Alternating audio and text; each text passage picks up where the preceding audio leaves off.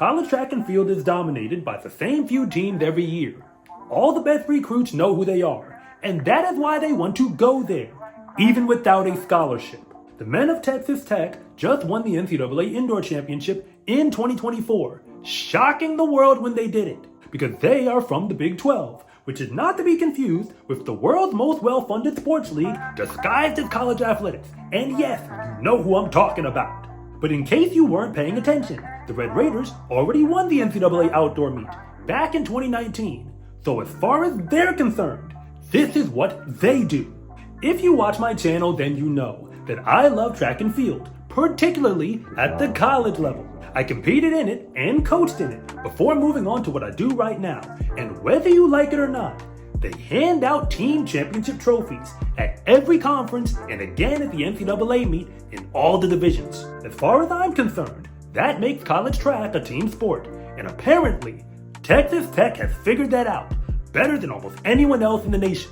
And it's why they recruited 5 men who made the NCAA championship meet in the 60-meter dash alone. At the same time, Terrence Jones and Caleb Dean had 3 national titles between them, so you can assume the Red Raiders ran away with the Big 12 title as well. But last year, the Florida Gators won the NCAA outdoor meet after finishing 5th in the SEC Conference Championship. The only reason that is possible is because all the conferences in D1 are not created equal. I also rank track and field recruits across the entire nation in every event to help determine who is really the best. And I also offer professional advice to students and families who are hoping to get recruited.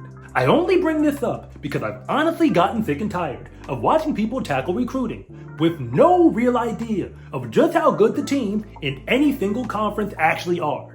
Simply put, when Texas Tech gets as good as they did in the sprints, the only way that any other team in their conference can have a prayer of winning anything in a sprinting event is to change how they recruit as well. They go to another level, a national championship level. But remember, there are over 30 different conferences throughout all of Division I, and we never really knew how good any of them actually are until now. And that is why I ranked every single one of them, based on the individual team performances throughout the indoor season. I've already ranked all the D1 men's teams, assigning them a net rating for which team is actually the best, pound for pound in a dual meet. So after all that, a conference breakdown was clearly the next step. I could tell you how I did it. You take conference, regional, and national ranking indexes, and you mix it together with a whole bunch of math and even a little professional judgment. But I'm sure you really don't care about that, so I won't bore you. So here is a breakdown of the top 10 conferences in all of Division I on the men's side, heading into the outdoor season. Aside from the rankings, I'll try to spare you much of the math and the numbers, because I'm sure it's really not your thing. But if you really want to see it, you can check it all out on my website, scarecruiting.com, where you can see all of the conferences in D1 ranked from the best all the way down to the worst. And if your conference does happen to be at the bottom, I am sorry, but somebody had to take that spot too. But I do want you to know that with everything we have to go off of, these 10 conferences are clearly the best at this point in the NCAA season. And if you are a Division I track and field athlete and you think I got it wrong, that is fine, because you and your team, and for that matter your conference, can prove me wrong between now and the end of the outdoor season. And if anything that I say actually connects with you, it is always greatly appreciated if you would please like and subscribe. But if I don't, just let me know in the comment section, because I try to read them all. I don't have time to address everything that the rankings show us, but I do have to point out that the SWAC conference is apparently the worst in all of Division I, at least through the indoor season.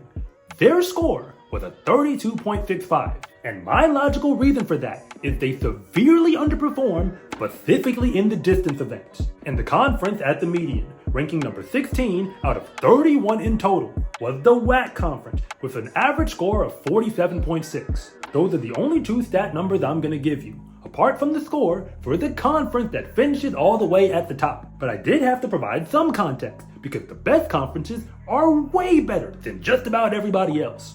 Starting off the top 10 is the Big East, or at least what's left of it from what I remember. They do have some very complete teams like UConn, who could face up one-on-one in a dual meet with just about anyone. And they also have some of the better cross-country teams in the nation. But number 9 is the Big Sky Conference. But let's be honest, the only real reason for that is Northern Arizona. But you would never expect that the Mid-American Conference, the MAC, is actually 8th overall. Kent State out of Ohio is the best team in that conference, but they also have a few other programs that are rock solid across the board. However, what I am sure you did not know is that the ACC is not as good as you think. They only get the number 7 spot. Now don't get me wrong, UNC and Florida State are legit, but most of that conference is severely overrated, and the results prove it. The number 6 spot goes to the Mountain West, and the reason why that matters is because as good as teams like Colorado State actually are, all the conferences in the top 5 are still way better than everyone else, which is why the number 5 spot, going to the Ivy League, is a huge deal. They still don't give out any athletic scholarships because apparently they don't need to. But there really aren't any bad teams in that conference if you were to challenge them across every event. And the final 4 spots go to the usual suspects, starting off with the Pac-12, which is apparently about to be a thing of the past. Teams like USC and Washington are the reason why, but almost all the best teams in the Pac-12 are headed now to the Big Ten, which is actually ranked number 3 on this list. They have teams like Wisconsin and Nebraska that dominate in the field events to help them earn this spot. And almost any other teams left in the Pac-12 are headed now to the Big 12, the conference in the number 2 spot. Yet they have to give a thank you to Texas Tech for helping them get the edge on the Big Ten. And in case you weren't paying attention, they now have the last 2 NCAA championship teams between Texas Tech indoors and Oklahoma State in cross country. But the conference that is still number 1 in the entire nation was never really in doubt, the SEC. I told you I would give you a number.